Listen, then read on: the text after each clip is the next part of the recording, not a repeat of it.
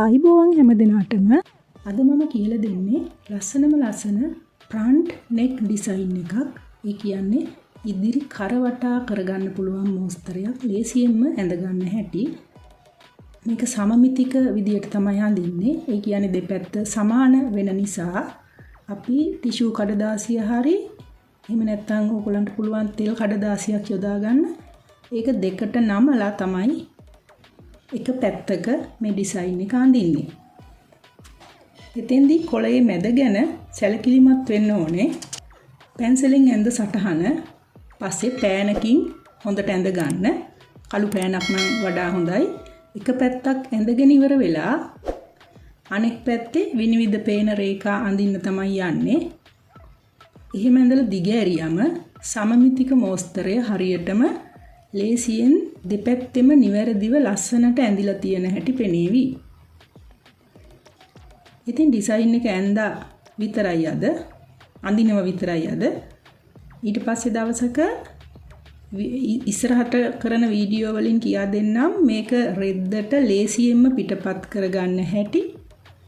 ඒ වගේම සැරසිලි කරගන්න හැටි. ඉතින් අපිට මේ පුළුවන් මේ සැරසිල්ල පේන්ට් කරගන්න. එහෙම නැත්නම් මැෂින් එම්බ්‍රොයිඩරි කරගන්න. අතේ හෑන් එම්බ්‍රොයිඩර් මෝස්තරයක් විදියට හදාගන්න.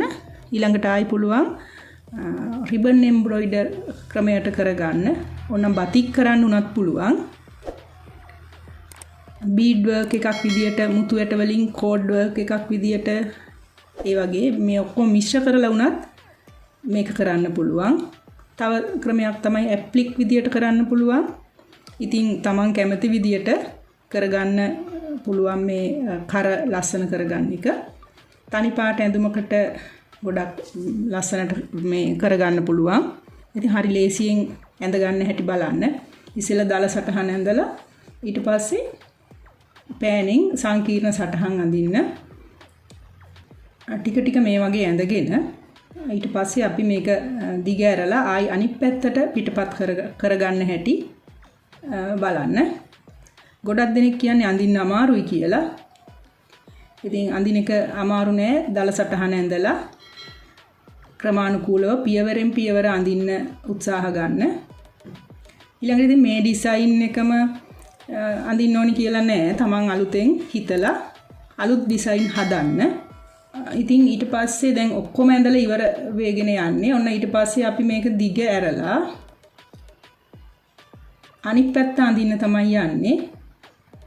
ටිෂු පේපර් එකක් නිසා එහෙම නැත්නම් මේක තෙල් කඩදාසියක් නිසා එහා පැත්තට විනිවිද පේනවා. දැන් අපි එහා පැත්තේ විනිවිද පේන රේඛා ආයි පෑනකින් අඳින්න ඕන. එතකොට තමයි මේ ඩිසයින් එක සම්පූර්ණ වෙන්නේ. සමමිතික මෝස්තරයක් නෙමෙයි නම් මෙහෙම අඳින්න ඕනේ. අපිට කෙලින්ම කර හැඩය ඇඳලා ඒක අඳින්න පුළුවන්. දැන් සමමිතික මෝස්තරයක් වෙනකොට දෙපැත්ත වෙනස් වෙනවනේ අපි අඳින්න ගියාම. ඒ හින්දා තමයි මේ විදියට මේ වගේ ක්‍රමයක් පාවිච්චි කරන්නේ. මම බලාපොරොත්තු වෙනවා මේ සැරසිල්ල බීඩ් වර්ක් එකක් විදියටයි රිබන් වර්ක් එකක් විදියටයි කරන්න. ඒවා ඉක්මනින්ම බලන්න, මාව දිරිමත් කරන්න, channel එක subscribe කරලා තියන්න, like කරලා යාළුවන්ටත් ඉගෙන ගන්න, share කරන්න. තව වැදගත් වීඩියෝ ඇති මේ channel එකේ. ඒවා බලන්න. ඔයාලා හැම දිනාටම සුබ දවසක්.